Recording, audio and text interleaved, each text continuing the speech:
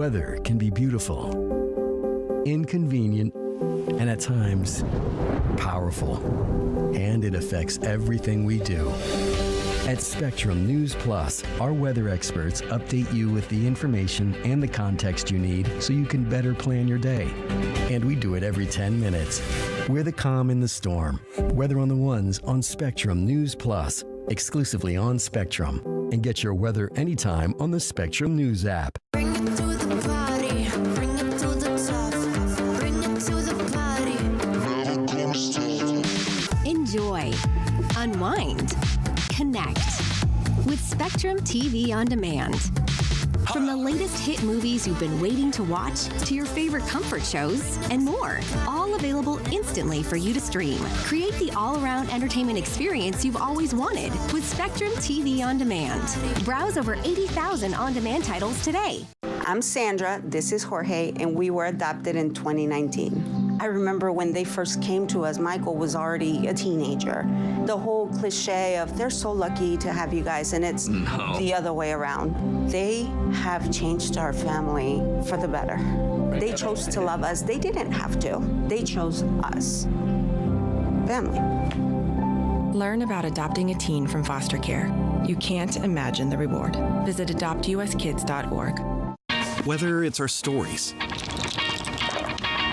the warmth of our laugh, or our family's secret sauce, we all bring something different to the table. So make some space. The power of connection is waiting right outside your comfort zone. Learn how you can help strengthen your community at belongingbeginswithus.org/teamup.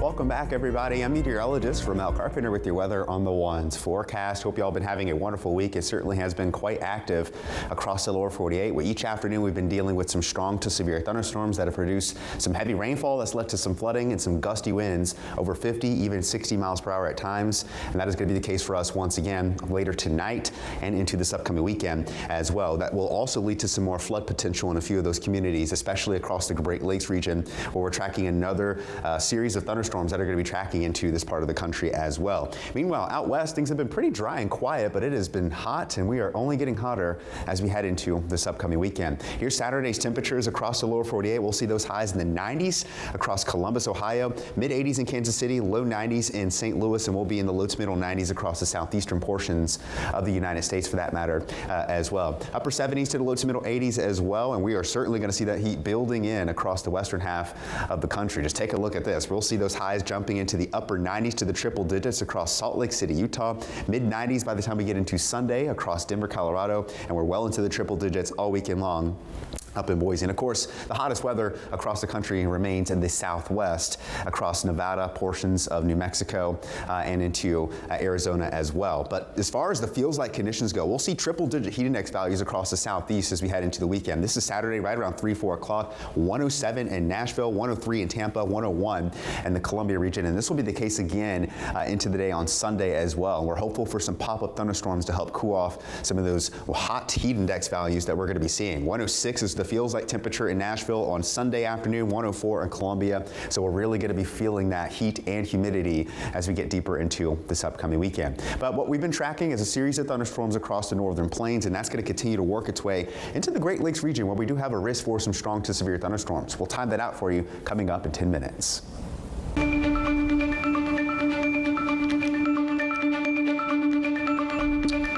If you're just joining us, here's a look at what you need to know. Wildfires are forcing people to evacuate parts of the Grand Canyon in Arizona and Gunnison National Park in Colorado. Gunnison Park rangers say lightning sparked fires on both ridges of the park's Black Canyon. The Grand Canyon's north rim is closed because of a wildfire near Jacob Lake. And a Denver museum known for its dinosaur displays made a fossil discovery right under its own parking lot. The bone belonged to a smallish plant-eating dinosaur believed to be from the Cretaceous period, around 67 million years ago. And that's what you need to know for this Friday.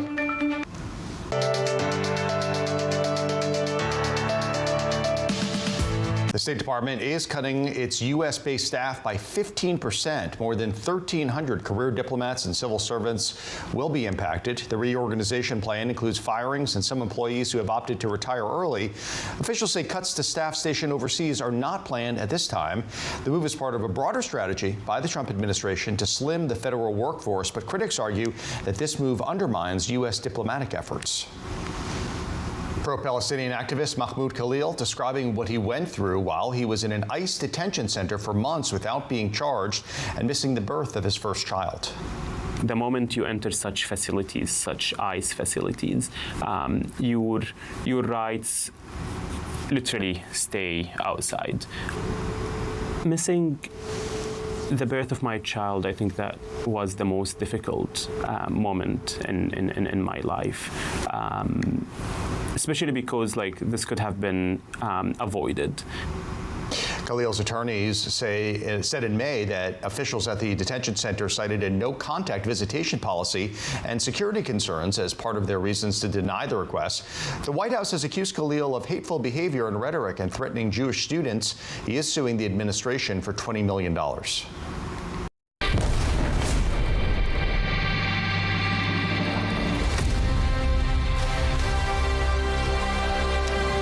The new Superman movie is soaring high into theaters. It's also drawing on political messaging around immigrants and immigration, portraying the Earth's mightiest hero as an immigrant himself on his own. That's a choice director James Gunn said was very much intentional. I think that Superman, I think there is a lot of meanness happening in our world today, and I think that it's become the center of culture, it's become the center of social media, and I really wanted to deal with a character who was different from a lot of the characters I've dealt with in the past, who was innately good. All right, my own superhero, Washington reporter Cassie Simeon joining me now. So, Cassie, immigration obviously a hot-button issue for generations when it comes to politics, but there are some who are calling this particular movie super woke. What do they mean by that? Yeah, they're talking about the fact that this addresses immigration, which has really been, as you mentioned, a hot-button topic for decades now, but has been front and center over the last several weeks when it comes to the Trump administration's policy.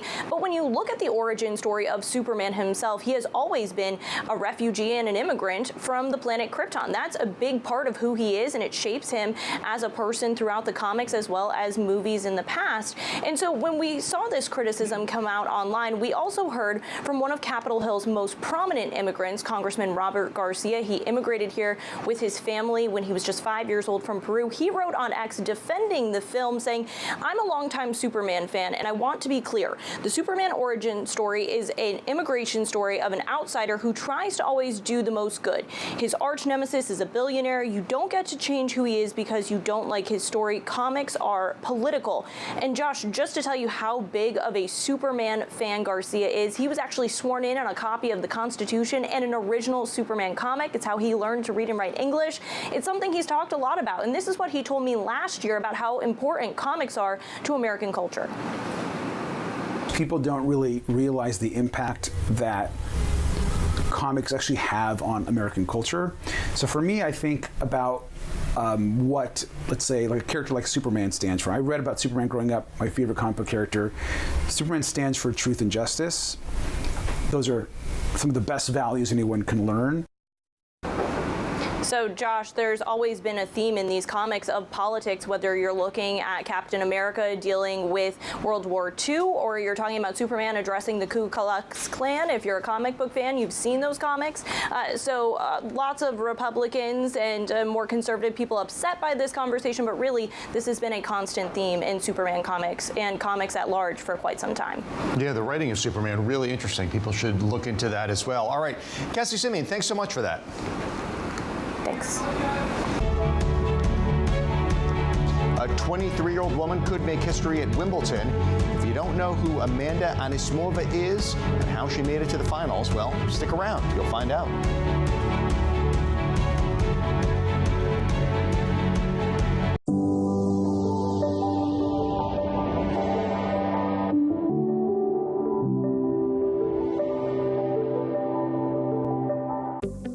Spectrum News Plus, News from a new perspective, dedicated to refreshing storytelling and empowering communities across the nation. With balanced reporting, providing real context and in-depth coverage 24 hours a day. Here's a look at your forecast across the country. Local stories, connecting communities. We are Spectrum News Plus. Streaming now on the Spectrum News app and free with your Spectrum subscription. Spectrum with Paramount Plus is the entertainment destination. You're gonna love this. Getting oil out of the ground is the most dangerous job in the world. It's so good to see you.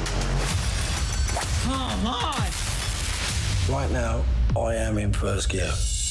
Would you like to see me shift to 6? Stream a mountain of the entertainment you love on Paramount Plus. Included in Spectrum TV Select plans at no extra cost. Mom was always organized, but she started forgetting to pay her bills on time. And she'd buy the same gifts over and over. Telling the girls about my Alzheimer's diagnosis was really hard. At first we had our cries, but then we were like, okay, let's make a plan. Early detection gave us time to adapt together. It's so important for you to think about what you can do and making the most of what you have. If you or your family are noticing changes, it could be Alzheimer's. Talk about seeing a doctor together.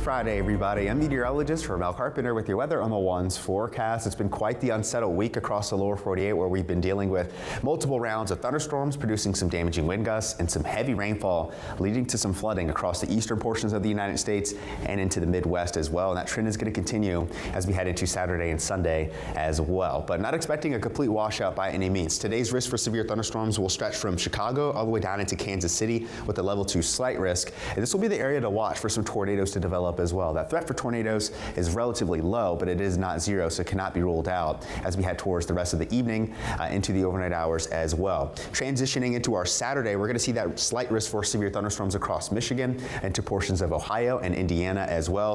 Just a marginal risk for severe thunderstorms elsewhere across the lower 48, and this is going to be mostly isolated stuff with damaging winds still being the main concern. In addition to the severe weather threat, though, we also have to watch for some flash flooding like we have been all week long across the East Coast with some isolated thunderstorms that develop in the afternoon and across the Midwest for that matter as well. As we'll stretch into Chicago and Kansas City, that area that I mentioned for severe thunderstorms, some of that rainfall is going to be very heavy, which could lead to some localized flooding in some of those communities, and that trend continues into Saturday as well, especially across the southern plains where we are expecting some slow-moving thunderstorms to develop with some heavy rainfall. So we could see some additional rainfall in store for us again on Saturday and into parts of the eastern coast as well. Typical summertime weather pattern with pop-up thunderstorms that will produce some of those damaging wind gusts and of course some of that flood concerns as well. So here we are, 5:30 in the evening. The line of thunderstorms working its way into northern Illinois and into the Great Lakes region, and this will be the time frame to be on alert for any activity where we could see some tornadoes. I think by the time we get past 2-3 o'clock in the morning, the threat for severe weather will come to an end, and we'll see a brief lull in the activity through the morning, and then the atmosphere reignites, firing up some thunderstorms widely scattered across the southeastern portions of the United States, all the way up through the Ohio Valley and into the Great Lakes region as well. This dies down Saturday night, and into Sunday, we'll see another round of that severe weather starting to pick back up across the region as well. So make sure you've got multiple ways of receiving severe weather alerts. Download the Spectrum News app, and you can turn on those customized alerts for your location or even a family member's location as well. Quick check of the tropics. We're not monitoring anything across the Atlantic basin as we transition into the next 7 days. There still is a lot of dry air across the area, so no named storms expected for the next week or so.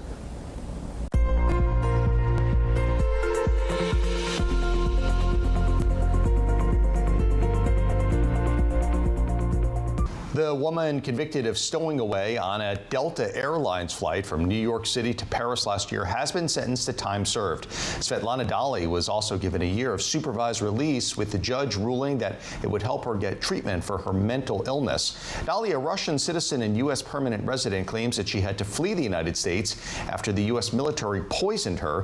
Dali had been in jail the past 7 months. Federal prosecutors said that was sufficient since her sentencing guideline range was 0 to 6 months.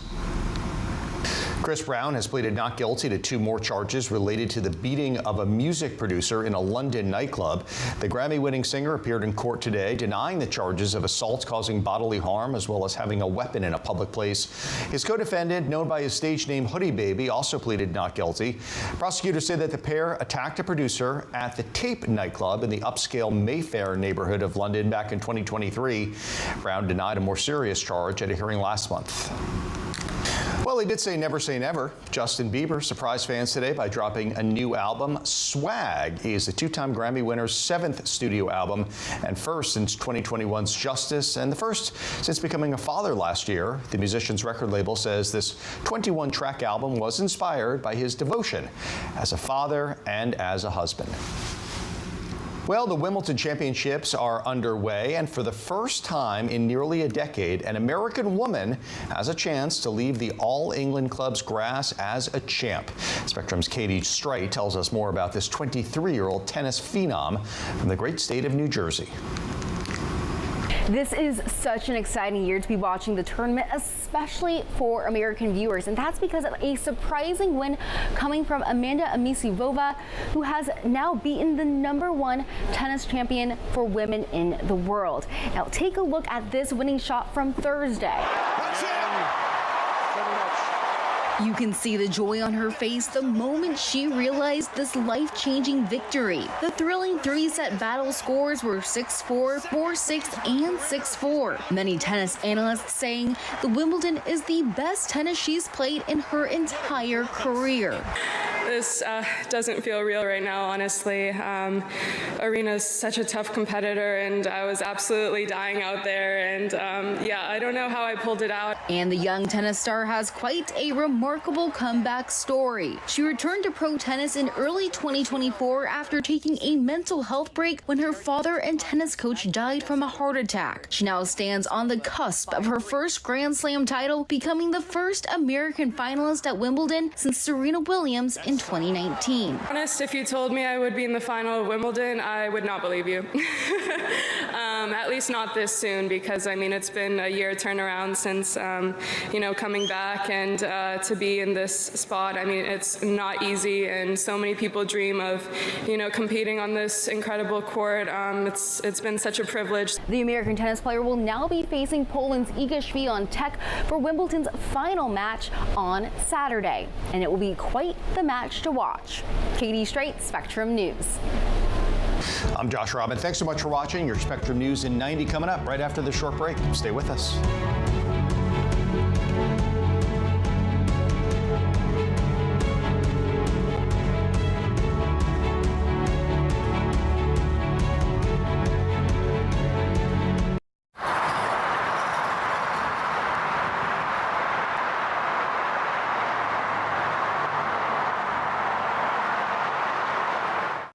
Here's the deal. People need a place to explore national issues that have an impact on their community. To understand those issues better, we're bringing together our team of local political journalists from across the country to break down what's happening. So join us every week to catch up on the key stories making a big difference across the nation and in your local community. Watch The Big Deal with Errol Lewis Friday nights at 9 Eastern, 8 Central on Spectrum News Plus. Available on all of your favorite devices exclusively on Spectrum. Are you ready for the ultimate entertainment experience? Spectrum is bringing together the streaming apps you love. Plus, live TV for sports, entertainment, and news. All in one place, across your devices. So no matter when or where you are, it's all here. Spectrum. I'm Chris Jakimick. I served in the United States Air Force, and I deployed 3 times. So in 2017, I was serving as an Air Force First Sergeant. Our motto in that role is, my job is people, everyone is my business. But unfortunately in that year, I would lose my own brother, Lance Corporal Adam Jackamick, to suicide. The majority of veteran suicides are from guns. I store my weapons securely, not only for myself, but for my family. My service never stops. My name's Stacy, I'm 57, and I was adopted in 2020. One teen can come in and make you look at life in a whole different way. You know, he's my father, so I look up to him a lot. If I can be 10% of the man he is, I'll be a happy person for sure.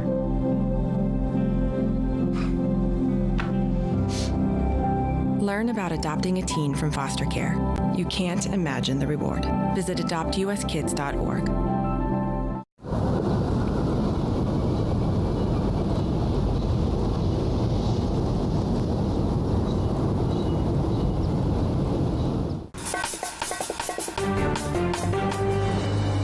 I'm Josh Robin. Here's your Spectrum News in 90. President Donald Trump is visiting Texas to survey damage from last week's devastating floods. At least 120 people were killed. More remain missing. Rescue missions have shifted to recovery operations. The president is meeting with first responders and is being briefed on where operations stand.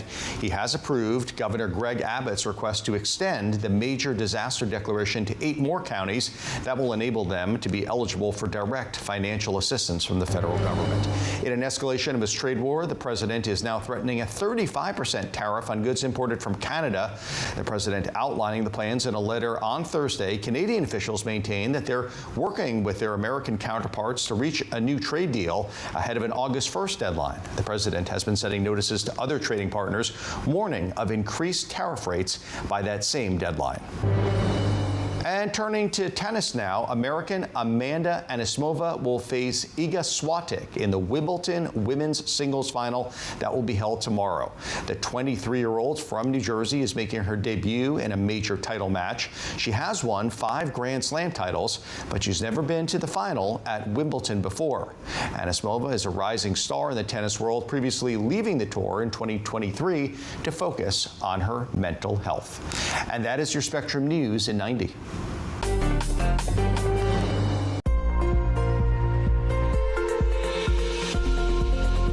Happy Friday, everybody. I'm meteorologist Mel Carpenter with your Weather on the Ones forecast. Hope you all have been having a wonderful week. And as we head into this upcoming weekend, temperatures are going to start to heat up significantly out west, where we're going to be running about 10 to 15 degrees above the average in some communities. Out east, we have lower chances for showers and thunderstorms, but any of those thunderstorms that manage to get going will produce heavy rain and certainly some gusty winds. We'll time that out for you coming up in 10 minutes on your Weather on the Ones.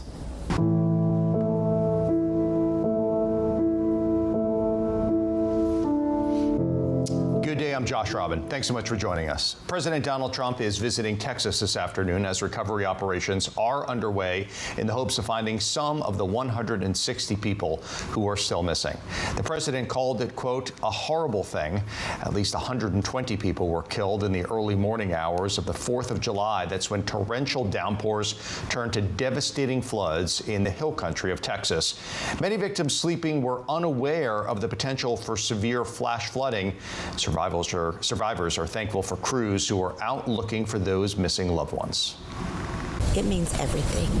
It means everything for those parents to be able to at least know where the bodies of their children and any of their loved ones are. President Trump today approved Governor Greg Abbott's request to add more counties to his declaration of disaster. The move will allow victims of the flooding to receive more federal assistance. Spectrum's Jeff Van Sant is on scene in Kerrville this afternoon, where President Trump is visiting. Jeff, we've moved to recovery now and cleanup operations. So where does all of that stand?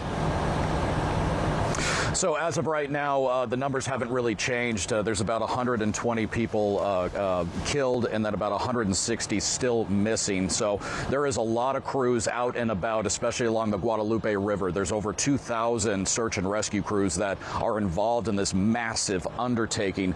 The president has also expanded the emergency declaration into more counties, which allows more federal funding to be flowing into the states, and this will help with the recovery effort. Now, the governor also now announced the launch of a Texas flood emotional support line, a new crisis support service for residents. Now, some of the latest information on that is that more help is on the way.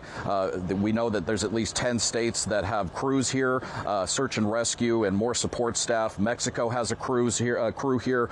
Again, more than 2,000 local, state, and federal workers are involved in the search for victims. What officials want to stress is that this is a massive undertaking. Crews are moving methodically to sift through the debris, and this is a vast area. 30-plus miles are being covered. Just imagine that. And when they're dealing with so much soot and debris and everything, this is going to take a very long time to go through all of these areas. Now, we did get a chance to look at some of the destruction, and it is unreal in some of these areas. Just think of the force of that water when that flash flood rolled through. You would see a car wrapped around a tree or shredded like a tin can. So, of course, this operation continues to expand. They continue to search along the river here, and we're going to continue to follow this throughout the day. In Kerrville, Texas. Jeff, thanks so much. And if you're looking for ways to help, you can find out how at spectrumlocalnews.com/helptexas.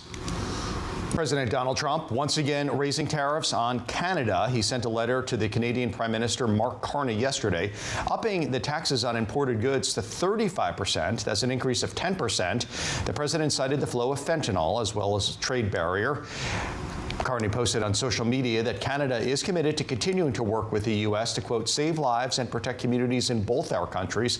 New tariffs set to go into effect on the 1st of August. A pair of immigration raids at cannabis farms in Southern California prompted a heated standoff between immigration authorities and hundreds of protesters. Joining us now with more on these rising tensions, Spectrum anchor Robert Guadarrama. What can you tell us? So, Josh, this all unfolded Thursday in an agricultural area of Camarillo, California, about northwest of Los Angeles. Some describing it as a military-style raid. The FBI is now investigating footage of what appears to be a man shooting a gun toward federal agents. They're offering a $50,000 reward for information. Border Patrol and Customs and Border Protection vehicles, as you see there, swarming the scene, a helicopter flying overhead. Agents in a standoff with dozens of protesters there when a confrontation ensued. Authorities deploying smoke canisters into the crowd to disperse them. 3 people were taken to the hospital, according to the Ventura County Fire Department. Aerial footage shows a line of people sat up against a wall at the facility with their hands bound, though it was not clear if they are workers or protesters. The Department of Homeland Security says it was executing a warrant at a marijuana facility. Today, Los Angeles Mayor Karen Bass signed an executive order aimed at supporting immigrant neighborhoods. The facility, Glass House Farms, posted on social media that it fully complied with agent search warrants. And Josh, it's important to note that it is legal to sell cannabis and grow cannabis in California with proper licensing, which Glass House Farms reportedly had. Okay, Robert Guadarrama, thank you. You bet. There's an evacuation order in place for the north rim of the Grand Canyon because of a fast-moving wildfire. Meteorologist Ramel Carpenter joining me now. Ramel, tell us about why this fire is happening and why the conditions are really so ripe for fires, not just there, but in the entire region. Yeah, that's right. And it's mainly dry across this area. A lot of these areas are dealing with moderate to severe drought, even extreme and exceptional drought well west of many of those locations. So with the lack of rainfall and some isolated thunderstorms starting to develop this time of year, lightning strikes will spark many of these wildfires this time of year. In addition to the dryness, we have extreme heat warnings in place around the Grand Canyon. So temperatures, as we head into this upcoming weekend, will get between 110 to 115. On top of the fires and smoky conditions, it's going to be really hard for those firefighters to battle those wildfires ongoing. So we have 2 separate ones ongoing around the Grand Canyon. Winds are going to be around 15 to 25 miles per hour as we transition into the end of the day today. And into our Saturday, some of those gusts could occasionally get up to 40 miles per hour. So we really need some rain in this part of the country, and it doesn't look like we're going to see much anytime soon. Josh? Okay, Ramel Carpenter, thanks so much for that. The White House is intensifying its pressure campaign against the Federal Reserve Chair, Jerome Powell. What officials are accusing him of doing? That's in today's Political Buzz.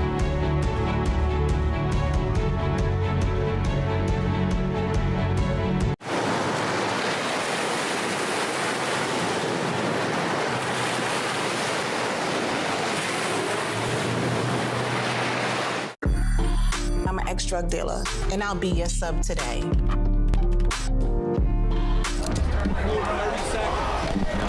2 milligrams of fentanyl can be lethal. A lethal dose is in here. Who gets it, I won't know. It's cheap, it's potent, and it's profitable. The sad reality is fentanyl is being mixed into everything now. More kitchen now.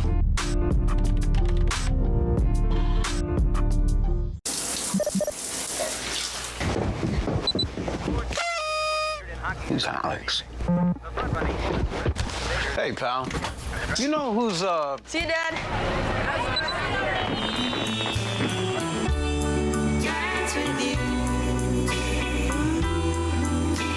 Happy birthday, Alex. That's so sweet. You remembered. It's all about connecting with seamless connectivity from Spectrum.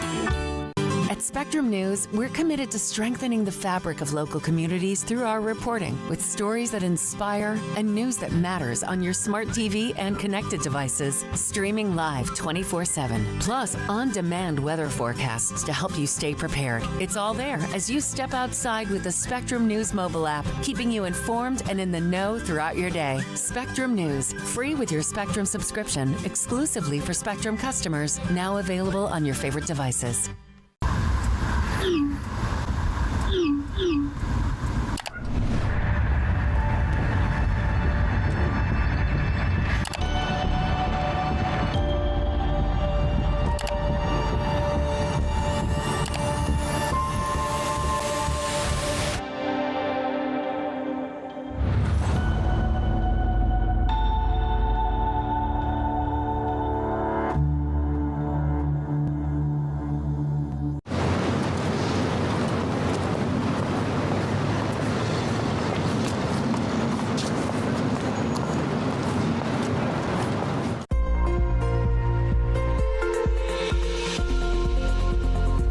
Welcome back, everybody. I'm meteorologist Ramel Carpenter with your weather on the ones forecast. Hope you all been having a wonderful week. It certainly has been quite active across the lower 48, where each afternoon we've been dealing with some strong to severe thunderstorms that have produced some heavy rainfall that's led to some flooding and some gusty winds over 50, even 60 miles per hour at times. And that is going to be the case for us once again later tonight and into this upcoming weekend as well. That will also lead to some more flood potential in a few of those communities, especially across the Great Lakes region, where we're tracking another series of thunderstorms that are going to be tracking into this part of the country as well. Meanwhile, out west, things have been pretty dry and quiet, but it has been hot, and we are only getting hotter as we head into this upcoming weekend. Here's Saturday's temperatures across the lower 48. We'll see those highs in the 90s across Columbus, Ohio, mid-80s in Kansas City, low 90s in St. Louis, and we'll be in the low to middle 90s across the southeastern portions of the United States for that matter as well. Upper 70s to the low to middle 80s as well, and we are certainly going to see that heat building in across the western half of the country. Just take a look at this. We'll see those highs jumping into the upper 90s to the triple digits across Salt Lake City, Utah,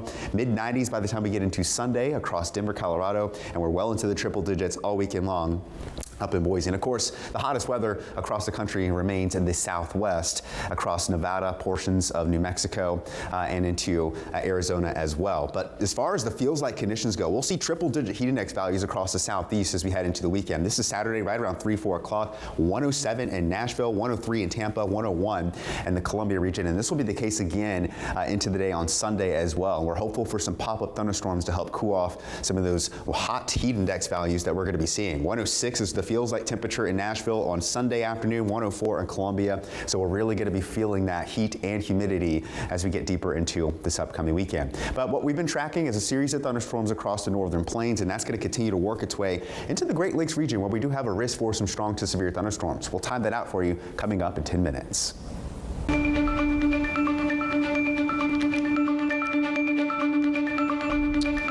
If you're just joining us, here's a look at what you need to know. Wildfires are forcing people to evacuate parts of the Grand Canyon in Arizona and Gunnison National Park in Colorado. Gunnison Park rangers say lightning sparked fires on both ridges of the park's Black Canyon. The Grand Canyon's north rim is closed because of a wildfire near Jacob Lake. And a Denver museum known for its dinosaur displays made a fossil discovery right under its own parking lot. The bone belonged to a smallish plant-eating dinosaur believed to be from the Cretaceous period, around 67 million years ago. And that's what you need to know for this Friday.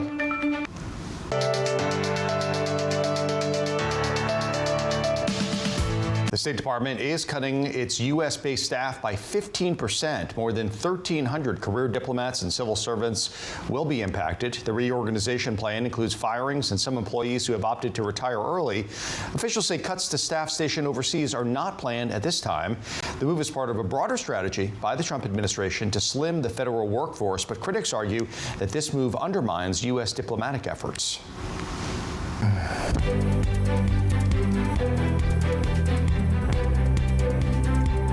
President Donald Trump says he's reached a deal with NATO to help supply weapons to Ukraine and that NATO will pay for 100% of those weapons. The White House is once again sending weapons to Ukraine. That's a week after the Pentagon directed some deliveries to be paused.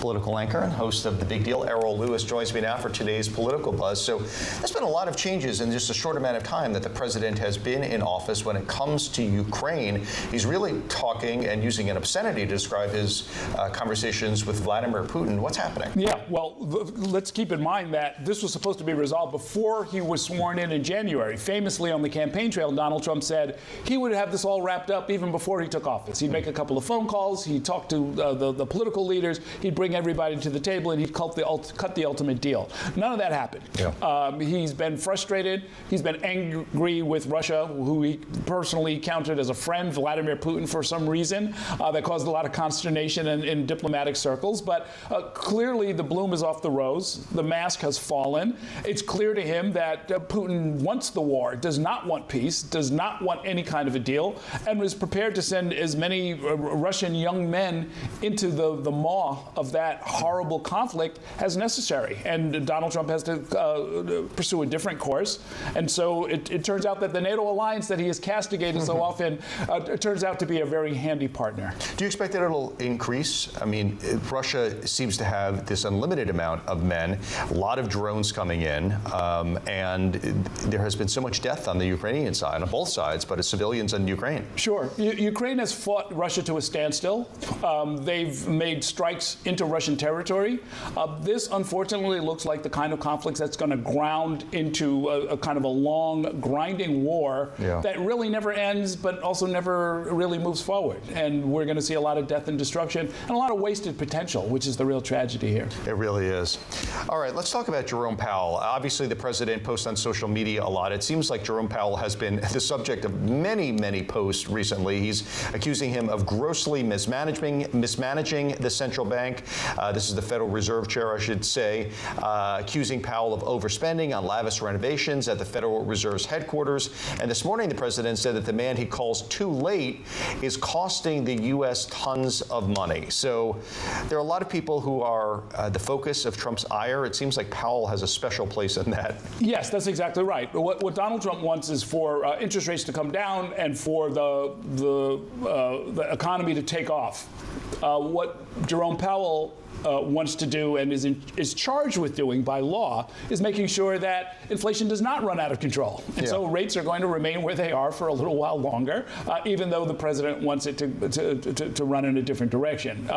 You do not want to debase the currency. You do not want inflation to run out of control. We all learned that, I think, in the last year, what happens when there are price spikes on key goods like oil or food. And so Jerome Powell is going to probably just stay the course. I mean, he cannot be removed by the president, and that's a good thing. And this is exactly why we have that provision in the law. He also might be able to mute his truth. Well, this is a tough one.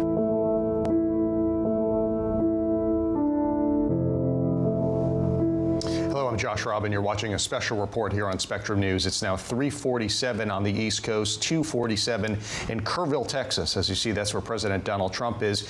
He got a firsthand look at the damage from the devastating floods on July 4th. He's now participating in a roundtable with local leaders and first responders. We're going to listen in. A lot of hurricanes, a lot of tornadoes. I've never seen anything like this. This is a bad one. We just visited with incredible families that, I mean, look, they've been devastated. They lost their child or two children, and just hard to believe what, I've never seen anything like it. A little narrow river that becomes a monster, and that's what happened. But the First Lady and I are here in Texas to express the love and support and the anguish of our entire nation in the aftermath of this really horrific and deadly flood. Nobody has any idea how and why a thing like this could happen. It's, and by the way, I have to tell you, the people here, first responders, the sheriff's office, all of the police, law enforcement, they've done an unbelievable job. And in speaking to the parents, they said everybody has been so professional, from the governor to the senators, all the way down to the local people on the site that really are a little bit used to this, but they've been looking at this for years, but in much smaller doses, much smaller doses. 12 years ago, and then 1932, they had a real bad one, but that bad one was half of what this was. But I was speaking to some of the great people in the town, and they said, no, every year we get a little bit, but it was like a little bit of a flood, right? You were telling me, and it was just a flood. We got used to it. We had people, we took care of it, and this year it was like, what's going on, right? So all across the country, Americans' hearts are shattered. I had to be here as president. First Lady wanted to be here, and all the beautiful souls, and we're filled with grief and devastation. The loss of life, and unfortunately, they're still looking. They're still looking. There's a lot of missing children, possibly, mostly, we don't know, but they're still looking, and they'll find everybody, but it's not an easy thing. You would think it would be easy. It's very tough. I looked at what they're going through, what they have to do. But dozens and dozens of precious children taken from us with such, I looked at the pictures of almost all of them, and it's terrible. Following a torrential downpour, the worst that anyone's ever seen, Guadalupe River rose 26 feet in less than 45 minutes. And I've even heard it went well over 30 feet. There's one story that one person said it had to be 60 feet at one moment. This is like a giant wave in the Pacific Ocean that the best surfers in the world would be afraid to surf. And it unleashed a catastrophic flooding as most residents were asleep in their beds. A very dark evening. The waters claimed at least 135, 140 lives. They're getting that count, but the count that they don't have is how many are still missing. But a lot of lives, a lot of young angels.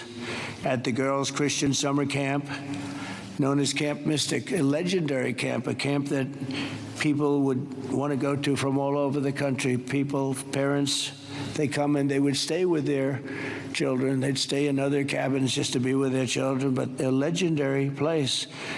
They were there because they loved God, and as we grieve this unthinkable tragedy, we take comfort in the knowledge that God has welcomed those little, beautiful girls into his comforting arms in heaven. And we believe that, have to believe that, and we do. And we lost some wonderful people beyond the little girls. We lost some very brave men and women that tried to save the girls. As our nation, we mourn for every single life that was swept away in the flood, and we pray for the families that are left behind. It's amazing the incredible spirit from those families. I don't know. I don't even know how they do it. But moments ago, Melania and I spent a lot of time with them. That's why we're a little late. I think this was a good reason to be late, frankly. And we just gave our warmest condolences. But you say to yourself, how do you give condolences? How do you do that to a young person that 3 days ago was here, 4 days ago was here and vibrant, and now is no longer here? The search for the missing continues. The people that are doing it are unbelievable people. That you couldn't get better people than this anywhere, Christy, right? Anywhere in the world, you couldn't get better people. And they're doing the job like I don't think anybody else could, frankly. And I want to thank them. I want to thank all of these great first responders who raced into very grave danger We have some people that were incredible. The single Coast Guard rescue crew saved an incredible 169 children at Camp Mystic, 169. And the camp staff was also incredibly courageous. Are those Coast Guard people around here someplace? Because I hear some incredible people. And I actually, Scott Ruskin, is he around? Where's Scott? He's not here right now, sir, but he will be here later, and I will be. Oh, okay. Well, you let him know. With some, I'll let him and know. John Dunn, the owner of the Hunt store, was a flood. Where are you? Okay, good.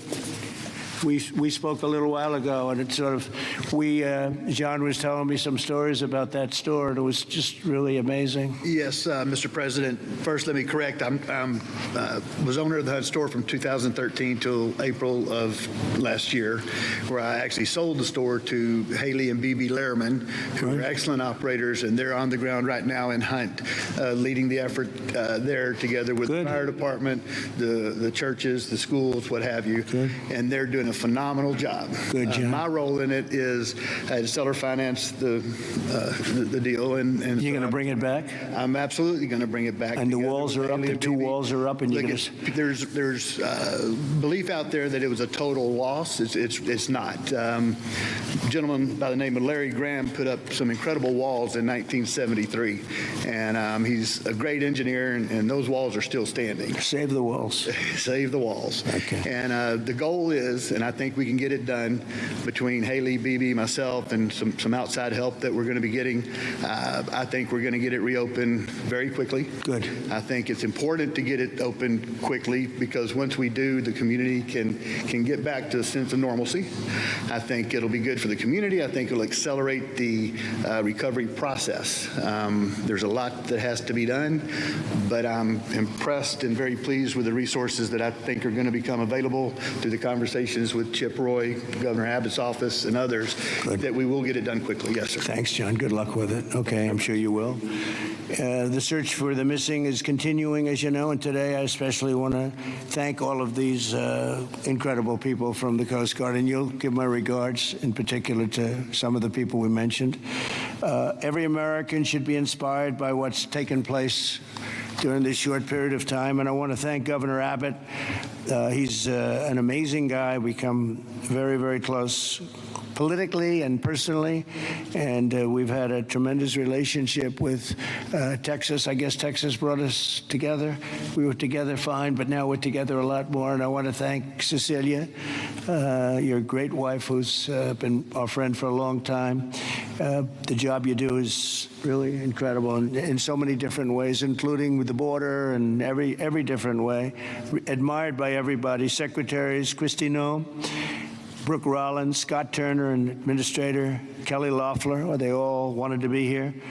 Some of them hopped on the plane with me. Senators John Cornyn and Ted Cruz, you're here among us. And thank you very much. Our great Lieutenant Governor, I see you sitting there. I don't know if they even have your name down, but when I'm here, your name is down, right?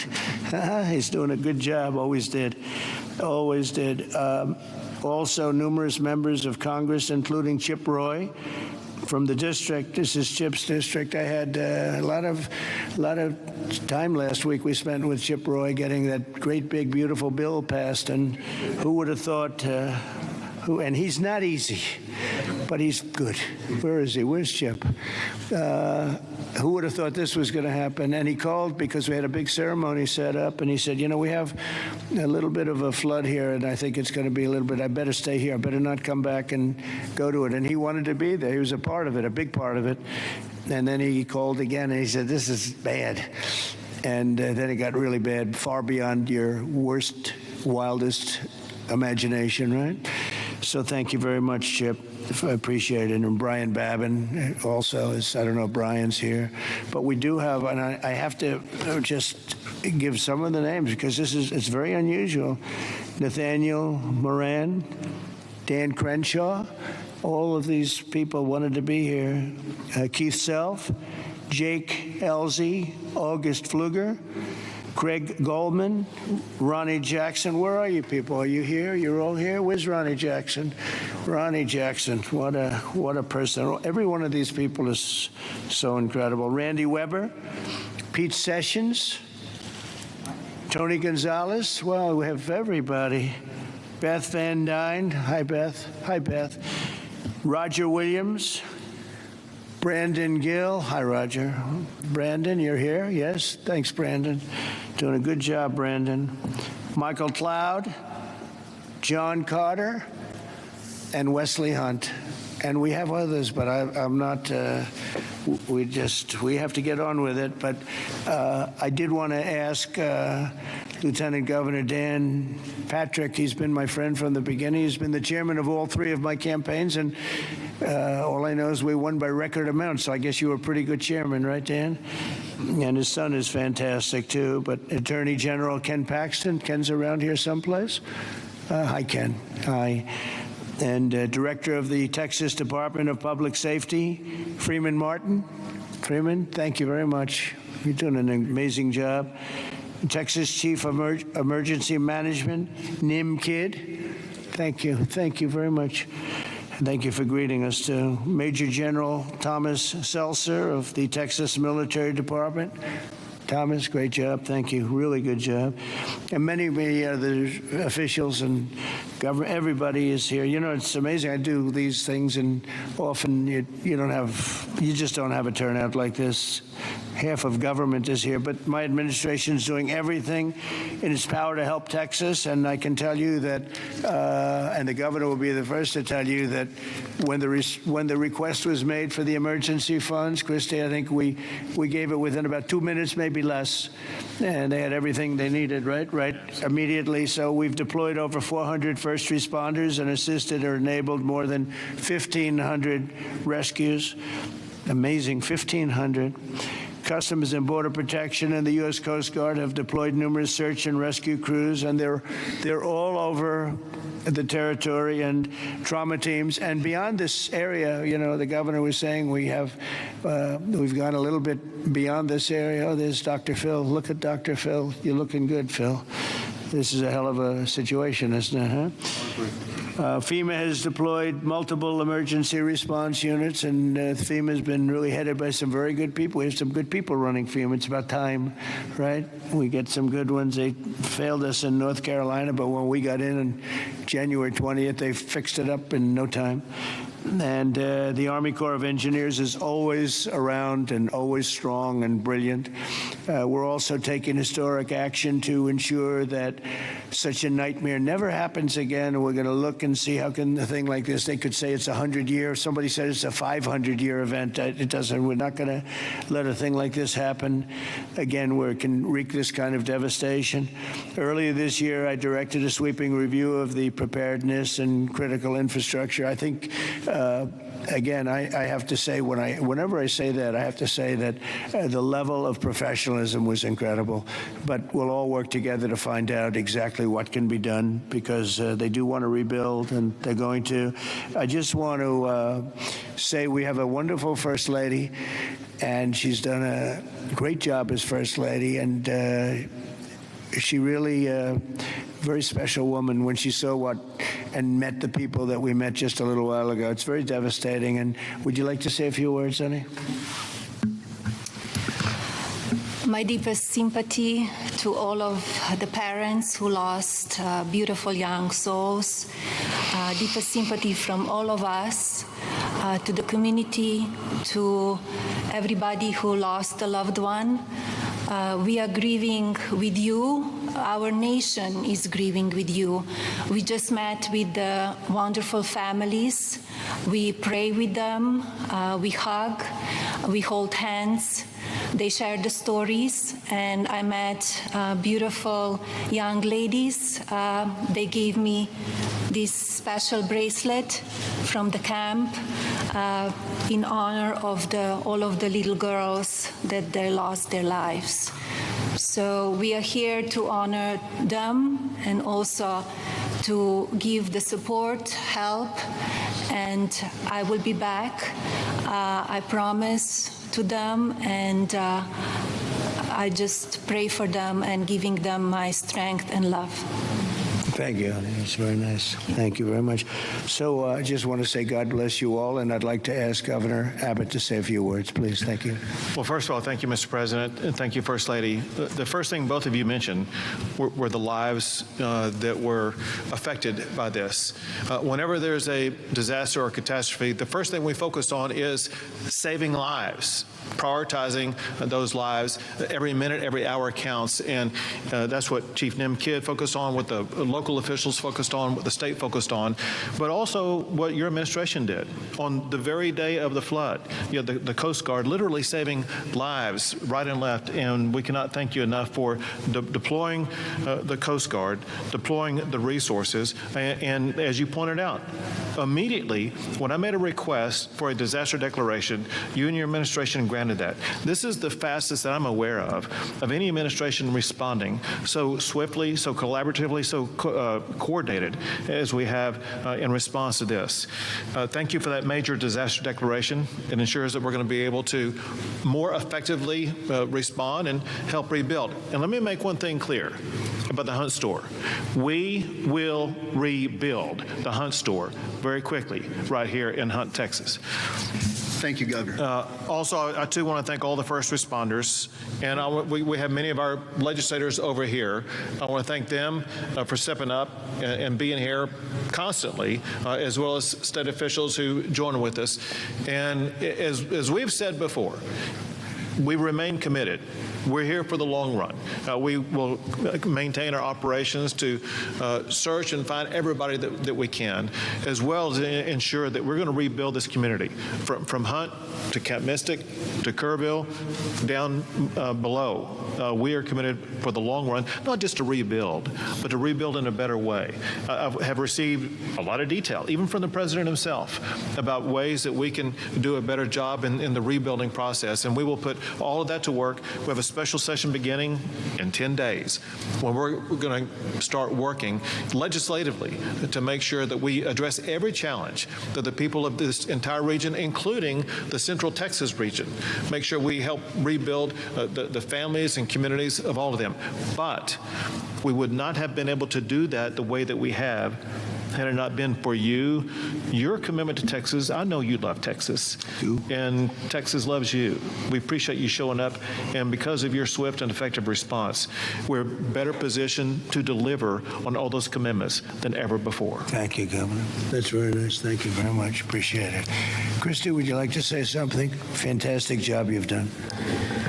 Well, Mr. President, I just want to thank you for coming and being here today, and to our First Lady as well. Your heart is evident for the people of Texas. And I'm Chris Welch, continuing our coverage here on Spectrum News. We are listening to, that's Kristi Noem, Secretary of Department of Homeland Security, speaking right now. We heard from President Donald Trump there addressing local elected officials in Texas after, of course, those devastating floods July 4th. At least 120 people are dead, more than 160 are still missing. This is now a recovery operation.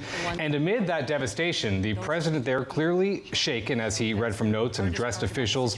We also heard some rare remarks from First Lady Melania Trump, who is also along for this visit today. I want to bring in a couple of my colleagues here. Joining me now, Washington reporter Rena Diamante. She covers the Texas delegation. But I want to begin with Jeff Van Sant, live in Kerrville. Jeff, we heard the president there talking about some of this devastation that he's seen. Describe for us some of what you're seeing on the ground, and if you were able to hear the president, what you took away from some of his remarks here. I think it's an unbelievable sight when you're actually on the ground and you see the destruction, especially along the Guadalupe River. It's unimaginable. You see cars that are wrapped around trees. You see them crunch like tin cans. You see search and rescue crews all over the place. The efforts that have been poured into this area, the resources, have been absolutely incredible. We know there's more than 2,000 on the ground around the area. And remember, this is such a vast area. that they are searching. But it really is impressive to see all of these folks working together, trying to find as many victims as possible. And then when you actually talk to folks in town, obviously everybody is devastated for what has happened, but they're also coming together. They're sticking together. They're trying to rebuild. What's really incredible to see is so many people that are coming out. We saw so many people that had set up barbecue stands and hamburger stands that are handing out free food to not just the first responders, but just folks that live here in the community, because they say this is all about love. This is all about coming together. This is all about rebuilding, making sure that everybody is taken care of. And when you hear the remarks from the president, you know, he really is kind of showing that there is so much love within this whole process, you know, amongst the devastation, amongst the pain and the suffering, that it is time that we start to look forward and move on and continue to rebuild, find all those victims. So it has really been an incredible sight to see since I've been here. And I'd like to bring in Rena, if I could. Now, Rena, the president approved Governor Greg Abbott's request to extend major disaster declaration to more than 8 counties. Explain to us what the federal government's response has been to the flooding so far and what you took away from this event here with the president today. Yeah, well, it took really just days, perhaps even just hours, for the president to issue that major disaster declaration for the state of Texas that really unlocks federal funding for those who've been devastated by these deadly floods. You did hear Governor Abbott essentially just tout the response from the president, essentially saying that his quick response has put Texas in a better position.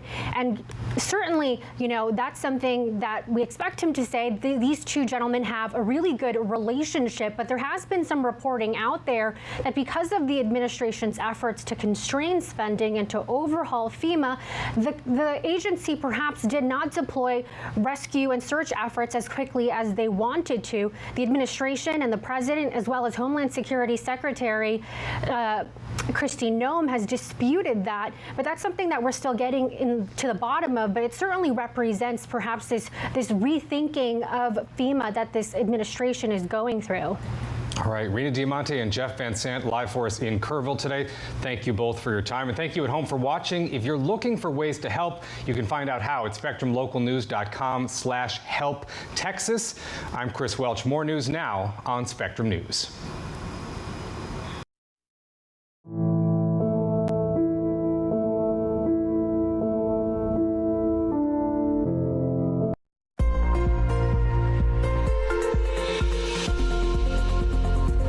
Welcome back, everybody. I'm meteorologist Mel Carpenter with your weather on the ones forecast. Hope you all been having a wonderful week. It certainly has been quite active across the lower 48, where each afternoon we've been dealing with some strong to severe thunderstorms that have produced some heavy rainfall that's led to some flooding and some gusty winds over 50, even 60 miles per hour at times. And that is going to be the case for us once again later tonight and into this upcoming weekend as well. That will also lead to some more flood potential in a few of those communities, especially across the Great Lakes region, where we're tracking another series of thunderstorms that are going to be tracking into this part of the country as well. Meanwhile, out west, things have been pretty dry and quiet, but it has been hot, and we are only getting hotter as we head into this upcoming weekend. Here's Saturday's temperatures across the lower 48. We'll see those highs in the 90s across Columbus, Ohio, mid 80s in Kansas City, low 90s in St. Louis, and we'll be in the low to middle